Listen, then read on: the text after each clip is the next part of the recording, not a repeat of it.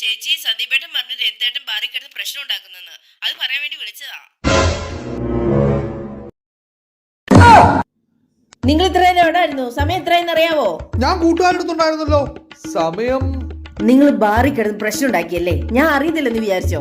ഞങ്ങള് 4 പേരൂടെ ബാറിൽ പോയായിരുന്നേ. അവിടെ ചെന്ന് കുറച്ച് കഴിഞ്ഞപ്പം വെയിറ്റർ വന്ന് ബില്ല് തന്നു. അപ്പം സുബീഷ് പറഞ്ഞു, നമ്മുടെ 4 പേരുടെ കൂട്ടത്തില് ആർക്കാണോ സുന്ദരിയായ ഭാര്യ ഉള്ളത് അവര് ബില്ല് കൊടുക്കാൻ. ലോകത്തെല്ലാവർക്കും അറിയാം എനിക്കാണ് സുന്ദരിയായ ഭാര്യ ഉള്ളതെന്ന്. അത് നിങ്ങളാ? എന്നിട്ട് നിങ്ങൾ പൈസ എടുത്തില്ലേ? പൈസ ഇല്ല, ഞാൻ എന്തോ ചെയ്യും?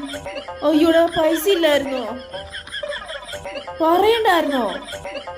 ഇന്ന കാട് ഇതിനകത്തുള്ള മൊത്തം എടുത്തു.